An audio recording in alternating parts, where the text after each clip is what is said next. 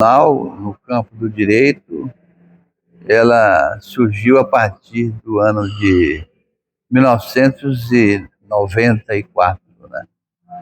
Coincidentemente, eu já tinha um outro curso, era ciências contábeis, e fui fazer direito.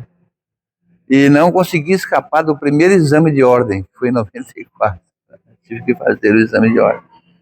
Mas nos saímos bem. E de lá para cá, estamos na profissão, como advogado, nunca tive intenção de fazer concurso, nada disso, até porque eu amo a advocacia. E eu já tenho filhos que estão advogando comigo, né? E em meio a isso tudo, profitente da doutrina espírita, né?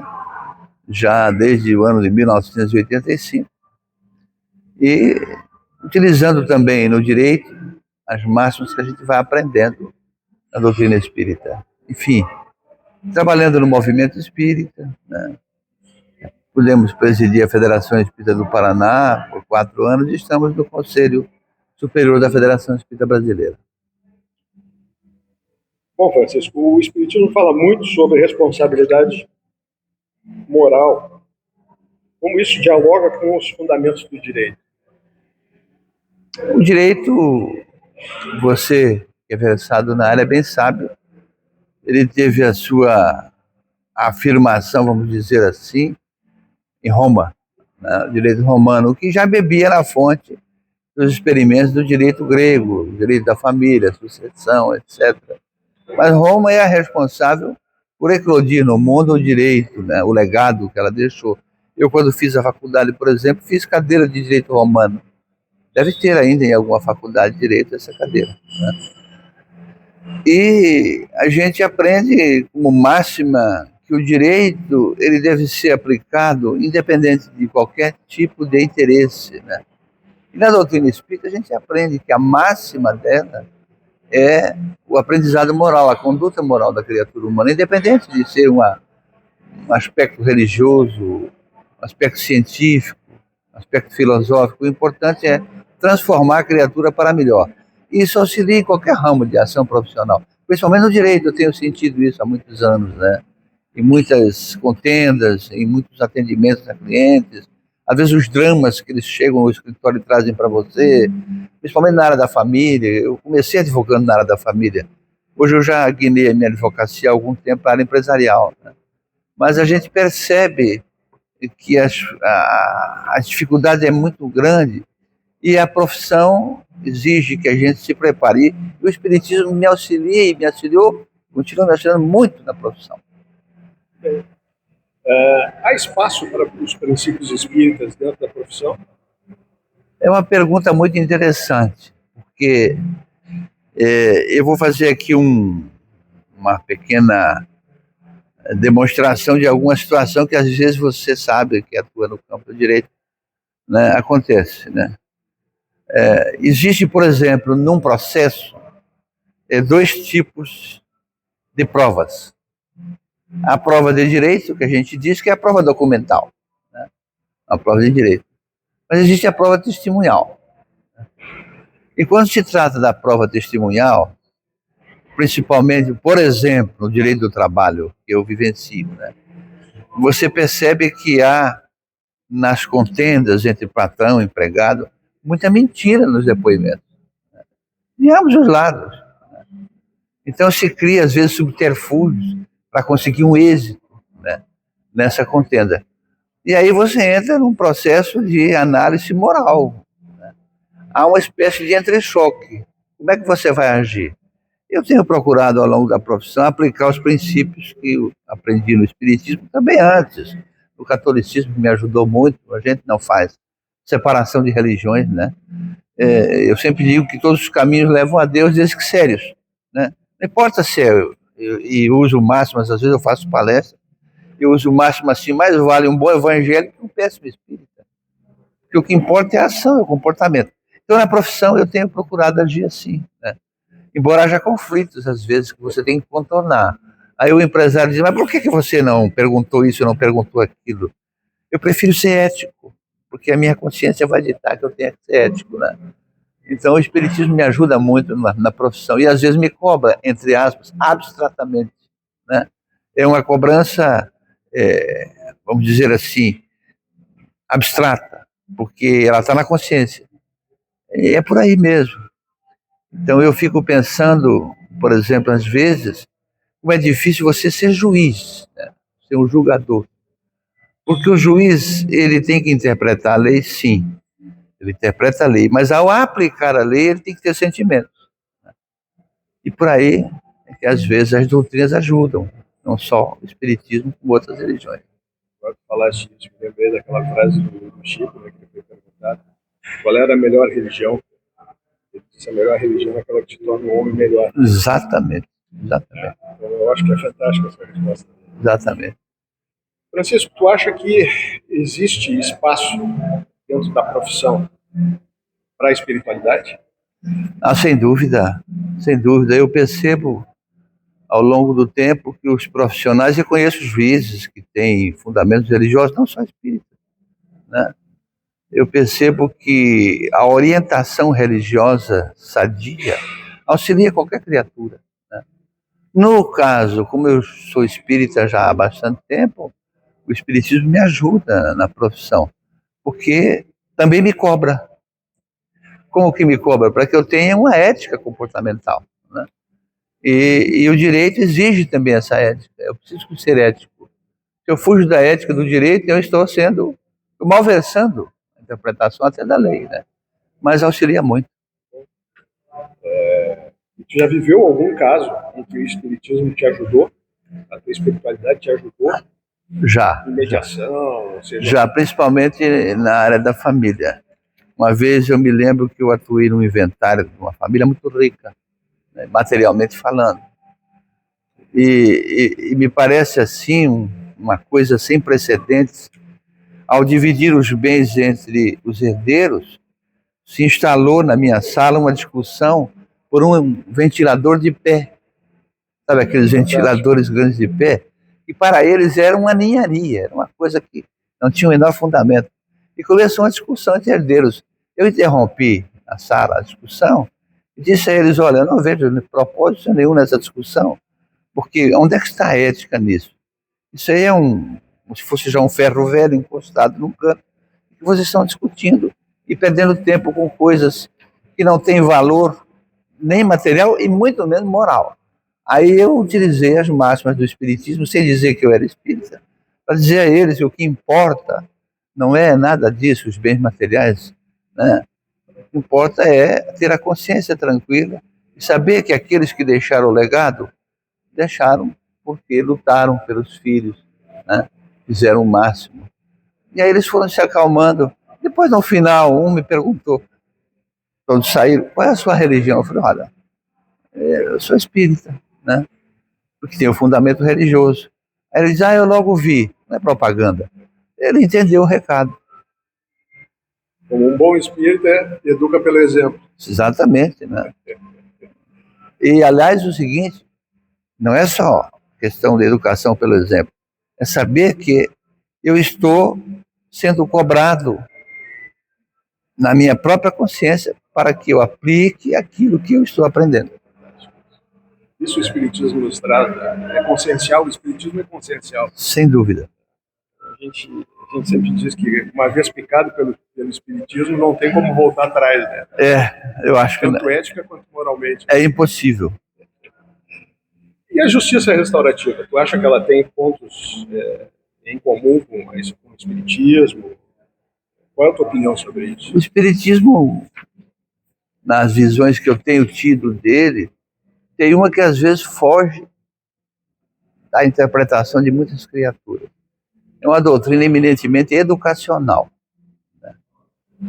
E o lado, como ela está centrada num tripé, ciência, filosofia, né, e religião, não com sentido de culto, mas de ligação direta com o Criador, o lado filosófico é essencialmente comportamental.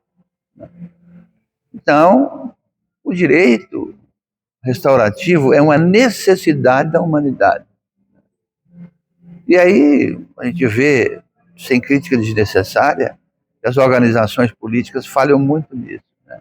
Em recuperar o detento, em trazer uma informação melhor, em tratar melhor o detento, essas coisas todas. Não que a gente queira fornecer a quem está preso regalias, não é isso. Mas oportunizar que haja uma espécie de refazimento moral da criatura. A mancha, a nódoa vai ficar, já está na consciência. Então eu não tenho que atemorizar mais essa criatura, pisar nela, eu tenho que fazer com que ela se certifique em determinado momento. E aí há religiões muito sérias que fazem trabalho nos presídios extraordinários, né? Há em São Paulo um movimento da própria Igreja Universal do Reino de Deus, não estou falando aqui em questão de dízimo de nada, estou dizendo o trabalho que eles fazem, recuperação de drogadição e dos que estão presos, né, nos presídios lá em São Paulo. Em prisões, porque a gente fala em presídios, a gente só fala nessas organizações criminosas grandes. Não, as prisões estão cheias de criaturas que cometeram um pequeno deslize qualquer, acabaram às vezes numa discussão de família, matando alguém, assassinando alguém, num momento de intempérie, de dificuldades, vem o arrependimento e às vezes é preciso de um trabalho que restaure a dignidade dessas criaturas. O Espiritismo também tem essa mensagem, né? Hoje há preocupação, por exemplo, nas federações, de um trabalho de visitação que já existe aos presídios, de recuperação, de orientação, como outras religiões também fazem. A justiça restaurativa está ainda engatinhando, mas nós vamos chegar lá. Sabes que o Desenho de Menezes de Porto Alegre está há 21 anos dentro do presídio feminino. Ótimo, excelente. E com resultados fantásticos, né? Tanto de resgate de seres humanos, quanto de encaminhamento para a vida. Exatamente. Porque o grande problema do preso é o que vai fazer depois do presídio, né? De então, fato. E nós temos a experiência das APACs também, que são fantásticas. É uma política criada aqui em São Paulo, depois desenvolvida em Minas, tem 85% de recuperação de presos. Sim, eu conheci essa política aqui, até tem um promotor aqui envolvido, né? Gilmar Bortolotto. Isso, muito bem. É fantástica essa área. E a partir que a gente conheceu isso, é perfeita, não existe perfeição no mundo. Assim. Mas das propostas de recuperação de presos, é que tem mais êxito. De longe, né? Porque engloba a família, engloba a religião, engloba trabalho para quem quer. Sim. Então o preso que escolhe, quero ser bem tratado lá, vou cumprir minha pena. Claro. Mas quero ser bem tratado e quero conseguir me recuperar. Ótimo, excelente. Bom, e o que tu diria para as pessoas que estão iniciando na doutrina espírita e como ela pode te ajudar na tomada de decisões pessoais e profissionais? Eu, por tradição nessa minha existência atual, fui católico romano, não é? Fui batizado na igreja, fui crismado, fui coroinha. E a minha mãe tinha um sonho que eu fosse padre, então me colocou num seminário. Mas talvez não era a minha tendência nessa atual reencarnação, seguir adiante, de modo que eu não fui adiante com isso. Né?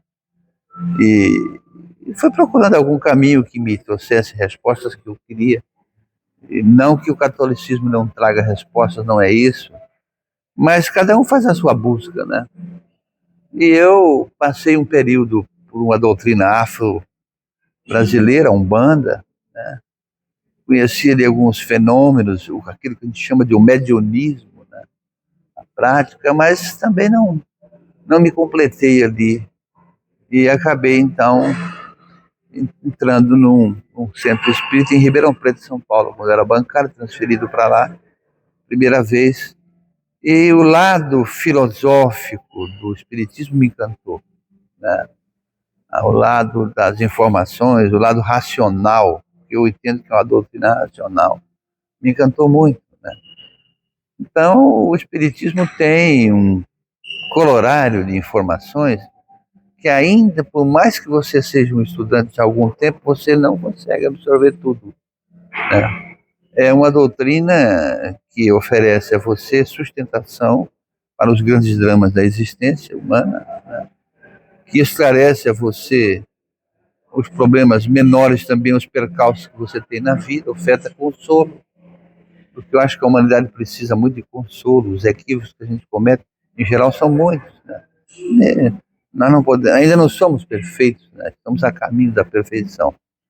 E consolando e esclarecendo, me transforma numa pessoa, por mais que eu não queira, me transforma numa pessoa melhor, porque me ensina a ver a responsabilidade das atitudes, né? Sejam domésticos, sejam profissionais, sejam na sociedade.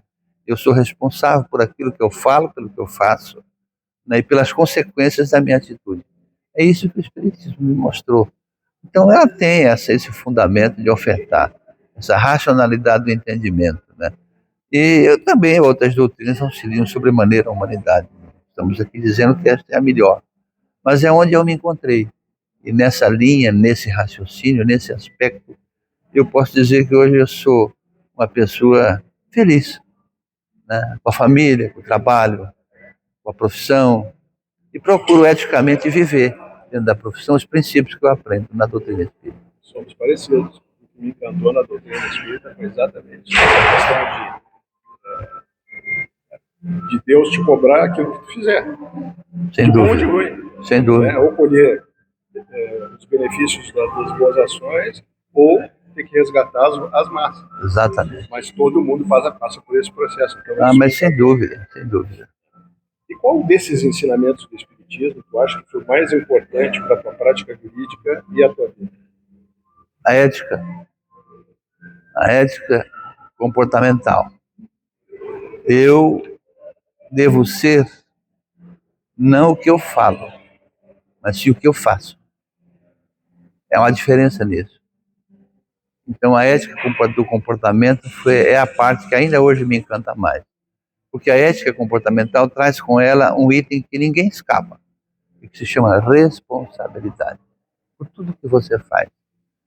Então, sabendo que eu sou responsável, conscientemente por tudo que eu faço, eu procuro fazer o que é certo. A partir disso, eu tenho vivido uma outra existência dentro da existência que eu tinha. Isso é fantástico dentro da doutrina, como ela te transforma, né? Sem dúvida. Eu costumo brincar que a gente normalmente é reconhecido como um peixinho fora d'água. Né? Sim. Porque agir eticamente numa sociedade materialista, egoísta, é complicado. Né? Mas nós fazemos parte do meio. O homem é um princípio da sociologia, né? O homem é fruto do meio. Então nós não podemos nos isentar disso, né? Então eu crio assim uma imagem, seja o espírita, seja o católico, seja o evangélico, que adota princípios de modificação moral íntima, ele está no meio do fogo, está no meio da sociedade, está no meio do povo. Então você tem que conviver com as pessoas, sabendo que às vezes elas não pensam como você, claro, né?